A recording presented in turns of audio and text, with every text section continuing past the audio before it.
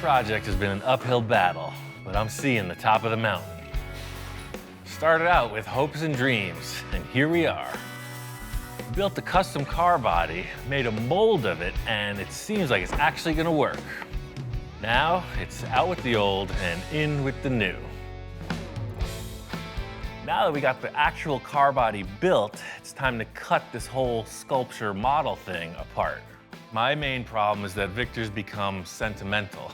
He wants to try to maintain the original sculpture. Talking about a wall hanging or something, and I gotta try to cut this car apart in a way that it still looks like the car.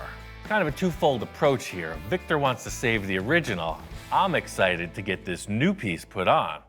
First thing, I know we're saving the interior structure of the roof, so I'm gonna skin this windshield right off, get it out of the way, take this panel, and try to get the roof to open again.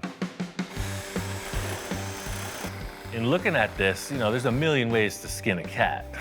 And this is the same thing. I look at every car that I'm about to chop or modify in that, what's the simplest course of action?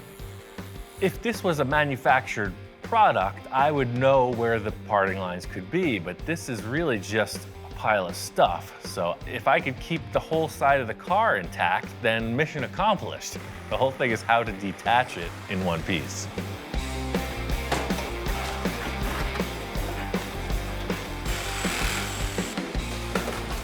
This was pretty surprising. To part the whole side of the car off that efficiently, you could tell we didn't build it like a real vehicle. This is like perfect, man. I'm all jazzed up.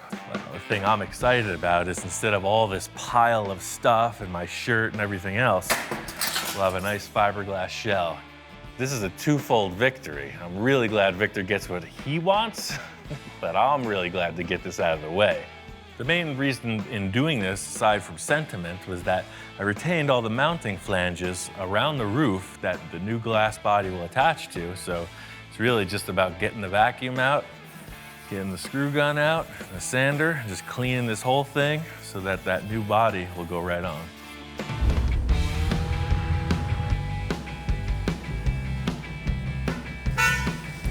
Inspector, check it out, it works. So this car starts and stops, drives around like it used to. The whole thing through this process, I never told anybody, was I took all the computers out and I wasn't sure if it was gonna run again. So everything you asked for, at the airbags, all the things you requested be retained, power, side mirrors. I know it's always safety first with you. In my debriefing with the shop inspector, you know, he understands the magnitude of what I attempted here. And here it is, the car's running. I put all the stuff that I disconnected back in place, and the car is no wiser for it. So what do you think, man? I did it. I earned his freaking recognition. I got the approval of the shop inspector. I actually got a high five, that's a first. Enough computer lingo and sensor nonsense. We got to get this car assembled. So, got this body back from the fiberglass shop. Good call, one piece, it's perfect. Cut out the headlights, set up the parting lines, cut a couple access holes, and it's really like next level, super nice. One of the cool things they did when it was there, aside from making the one-piece body, they incorporated this whole engine bay area that I made out of aluminum and steel on the Porsche, and perfect call. I won't need any of the structure that was on the Porsche. Self-supporting, super rigid, super thin. And the thing about suspending it with this gantry is that I can raise it up and down, adjust its attitude however I need. It's gonna make creating the body mounts a lot simpler. Instead of having 5 guys trying to position it, it's hanging, can brace it off the car, and build all the structure underneath. The thing is, this is what the whole project's been leading up to. The moment of truth is, does this new body actually fit the car? I'm thinking what the guys in the mold shop were telling me. There's shrinkage, there's stretchage, the mold could change shape. You know, an inch is a mile in car terms. This thing's been across town and back. Anything could have changed. I'm super excited to have this back, but Now the thing is suspended, and when you lower it, you're gonna know. That's the thing, drop the anchor, see if it sticks.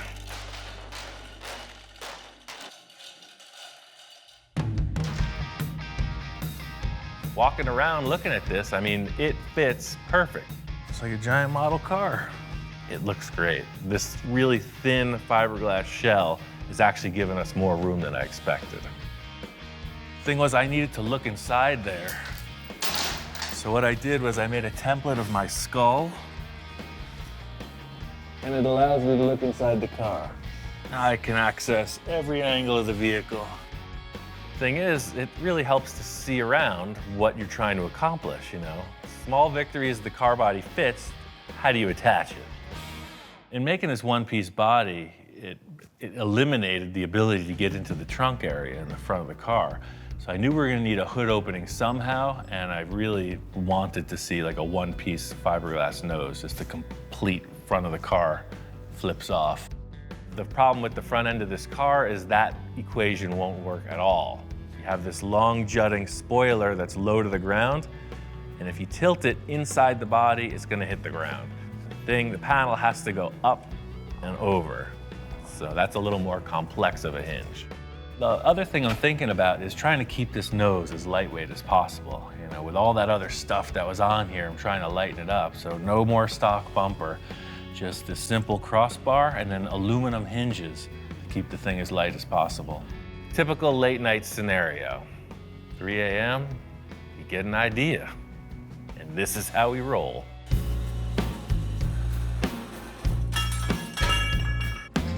It's hard to describe exactly what I was thinking at 2:30 a.m. when I couldn't sleep, but it was something like this. Your pivot point's here, and your air dam is here, and as it's turning, the air dam's gonna bang into the ground. So how do I get the air dam down here, so far away from the pivot point, to do that? And I started doing this, and you'll see, it'll translate a lot better in aluminum. Trying to keep the car as light as possible. I want to build this out of aluminum stock. I'm going to make it really big and heavy at first, prove that it works, and then drill holes, lighten it, polish it, whatever. So this end would typically do that, right? But now this end is going up and way out.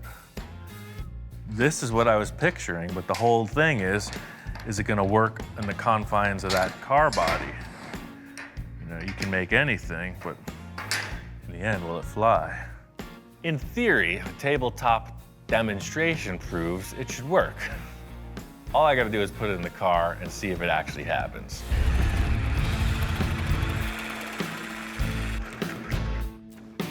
So I got this body mounted. Cut a few access holes just so I could get in there and make sure everything was fastened. You know, these are the lines Victor and I established for the roof to open. The nose will part off here, the fender will move up, but the rocker panel always stays with the car. At this point, I have to cut this nose free, see if the hinges work before I can go forward on anything else. Cutting out this hood looks simple, but it's actually kind of techy. In other words, there's a lot of expensive Porsche underneath. You're going in with this big caveman saw blade. And the thing is, this is our end result body panel, so you want to stay on the line. You know, there should only be about a 3/8 inch gap in the panel, so crooked cut means crooked car. We don't want that. Now that this nose section is parted off from the body, the only thing to do is see if that hinge does what I am telling it to. It looks like it should just pop up. It's free, so exactly. Up. Yes, look at all that room. What's not to like about that? This is perfect. Big question in my mind was, when this hinge moves, was the panel going to clearly separate from the body, or was it going to scrub up against it? You know, my theory was that it would move forward and open. It does exactly that. I almost can't believe it. I surprised myself, or you could say purely lucked out. Now this reveals all the brain engineering I've been doing underneath, all the envisioning. But in the end, I just took this big angle iron and glued it right to the fiberglass body. That's the thing about winging it. You never know till you try. That's the look I was going for. This is what the whole process has been leading up to. Check it out.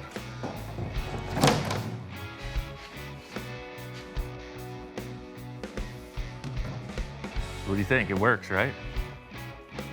Does it work for you? You want to see the roof, right? Even the shop inspector's impressed. Definitely feeling the vibe, but he's not going to be satisfied until the roof opens. The thing that differs in the roof and the hood is that this is laminated to the sterling roof. I knew that was going to come free. I don't know that this one's going to come free. Multiple layers. I might have overlapped. I got a lot of foam, a lot of glue. This one might not open, but I definitely saw it open. Same process as the nose section. I'm gonna part off this roof panel. You can get inside and lift it up. I used to get into a little 1 foot square box and be submerged underwater and escape. This is part of my training. So, in theory, this thing, does just what it used to do. The sterling roof is still in place. That worked out perfect. So, I mean, it looks completely different, but we're gonna retain the sterling inner structure, the window sill area. The A-pillars are gonna get cut out, but the hinges, the latch, the mechanism, the backing flange are all sterling. Victor got what he wanted. The finest point about this process is that Victor retains his roof in the car. It's forever entombed in this new project. So that's it. It works exactly like the sterling. I mean, it's still there. Victor gets what he wants. Easy in and out. And it looks cool. Oh, this looks way gnarlier than I thought it was gonna, because it's all concept up until this point. When you see freaking 6 foot long, 6 foot wide panels up in the air, it doesn't look like a car. It looks like a transformer when it's parked. That is cool. Victor wanted something like this, you know, from the start. That's what this is all led up to. I mean, that right there says supercar. The next thing on my agenda is to get both the roof and the nose section motorized, so they raise up mechanically, touch of a button. I want to get this roof on a hydraulic system, just like the original, but updated. These are all the original hydraulic parts from the sterling. The problem with these is just old age. We all go through it. You can see all the hoses were cracking, leaks on every valve, and you know, in theory, this was a really good system, but they're just old. When this thing failed, you were locked in the car. If you remember, one of those windows in the sterling was punched out. I'm sure it's because somebody got stuck in the vehicle. God forbid something goes wrong. You gotta get out of the car, you know, that's your last resort. My idea is to use the same concept as the sterling. It's a hydraulic piston that pushes the roof open, but as a safety feature, there's not gonna be an eyelet on the end of this. These are just gonna be pushing on a pad. So if you have to open the roof to get somebody out in an emergency, you just lift the thing off of its perch. The idea is this unit will be up in the trunk space. That's why I got such long hoses and wires.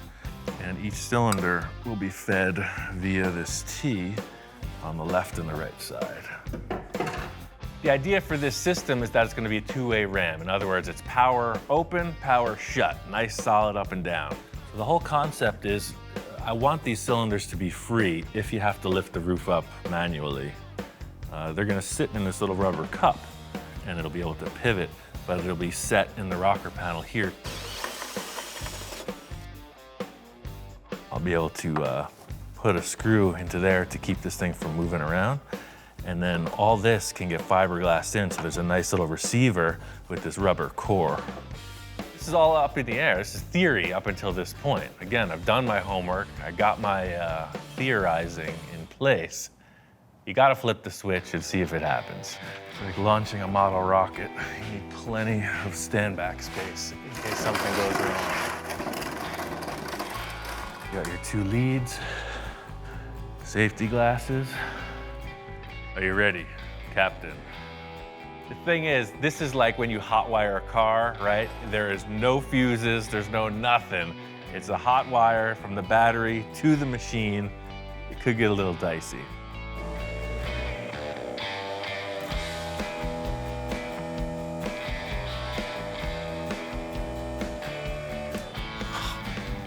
Totally works. That's exactly what I was going for. Smooth, controlled, no leaks. What do you think? It works so smooth, he doesn't even know what's happening. That's a good sign. Ian, what's going on? Victor's always had this ability to kind of show up right on cue. You know, it's like he's got a sense when something's happened that he needs to check out. We're rocking and rolling, man. This thing fit the car perfectly. Everything worked out fine. That thing looks cool. So it fit on, no major adjustments or nothing? Nope, fit right on the car. So everything is cool, and I just cut it back the way our three-piece design was. So the hood is separate from the roof, and the quarter panels are just like we created in the mold. So the hood opens separately than from the top. Exactly, that's what I wanted to show you. Check it out. Here, grab it in the headlight, just pull forward and up. So Oh, like wow, that. that's crazy. So look, I made all these aluminum hinges. That's pretty cool. I was surprised to see the hood tilt up like that. That's a bonus. I wasn't thinking of this. But the roof is all just like the Sterling, hydraulically operated. And you know, that was the only task that I told you that I wanted to be exactly like the Sterling. That this hood, and I gotta show you again, go up, but it can't go like this. It's gotta go up like that. So Oh, if it even does makes the sound. I'm happy. That's incredible. Well, let's see this thing going. Think through this whole project, Victor's one-track mind is, oh yeah, everything looks great. How's the roof? Does it work? Hang on, I gotta film the first time this goes up. This is historical for me. You don't understand. Bottom line, when his camera comes out, these are memories he's keeping. He's definitely excited. This is what he wanted to see. Let's see. Hit it. Yeah, baby. Yeah, look at how smooth. That's it, man. You could see in somebody's eyes when they're like, yeah, I'm charged up. Everything we've done is paying off right now. Everything's happening. That's incredible. Hey, you did it, man. I don't know how you did it, but it's done. Truth of the matter is, Victor thinks that it was only the roof that was going to be motorized, but it's a bit more than that. One more trick I wanted to show him was that the hood is motorized as well. This one's on electric actuators. So it's a little slower. It didn't need the power of hydraulics because it's a bit more lightweight. That's pretty good. Seeing the roof and the hood, it just like re-energizes me to take this thing to really keep going on it. Well, I just asked for an opening top and I get a transformer. It is a transformer. My grandkids are gonna love me. I can't wait to see this thing done. This brought me back to that, come on, let's go, let's go. Luckily, I was my batteries are running down, like, You wow, and me both, man. right? I'm like, again, now it's like, wow. I know Victor's got a lot of ideas bubbling up. I got ideas of my own. I'm excited to get them happen. And that's what's really gonna bring this thing to a close. Victor loved the concept of my hydraulic system. I got all the finalizing pieces to make it work, power up and power down. Victor wasn't kidding when he was re-energized on this project. I took the whole dashboard out, so I brought my buddy Ish in and my other buddy Roger in. Ish is an established professional interior guy. He's like a TV star and stuff. He's done a lot of high-end cars, like really expensive stuff, sports cars, top-notch work. To me, I want this to feel like a supercar. You're in the seat in a cockpit of like a plane, so all the instrument panel gotta come to you, and that's what he's doing now. That's just a mock-up. Once we lay the fiberglass, we're gonna body work it all around it, make shapes. That's cool, man. Yeah, totally next level. Nothing looks like a Porsche now. In typical Victor style, he's not gonna let anything go unchanged. He's talking about some kind of cockpit, like airplane fighter style, split passenger compartment, crazy gauges, You know, it's all just theory. We'll see what comes out of the mix. You know, I'll adjust it slightly, but right now it's looking pretty close. What I'm seeing develop with the interior is very similar to my process. They're doing a series of paper mock-ups. They're getting their ideas formalized three-dimensionally, and then apparently they're just gonna fiberglass everything. You know, Ish, if you need me to do anything with the hydraulics, I'll be over on the table. If you need to fit it up, we could just plug it in. It's easy. That's good, man. That's good. I got plenty of stuff to do inside and under the car. I'm letting those guys go on to the interior. And I know what we're supposed to do in like 3 months, I'm telling you to do in like a week and a half. Hey, dude, sorry. Now, you know, good thing about it, Vic, is that I'm used to it. You know, most of the big companies now, they use lasers and cutting machines and all that new technology. You see, my only laser is scissors and cardboard. You know, old school, like, that's how we start. You know, this is what I like to do. I'm glad Ish is on board because me and Ian, we're old school, like start from nothing and make it happen. And Ish, he's the same way. I don't know what issues you have on it, but hey, it's looking pretty good so far. Believe me, this car is gonna look one of a kind. All right, that's all I ask Believe me, for. I'll tell you this, if you take this car to any car show where it's gonna be nothing but exotics, believe me, this is gonna be caught more attention than any Lamborghini, any Ferrari. Why? Because it's one of a kind. This guy's speaking my language. I can't wait to see this interior. So you have the starting point, then everything just gotta flow. Exactly. The thing about this concept is that the interior is pretty ambitious. I just hope this project doesn't become a runaway train. I thought we were onto the close, and he's opening up a whole new Pandora's box.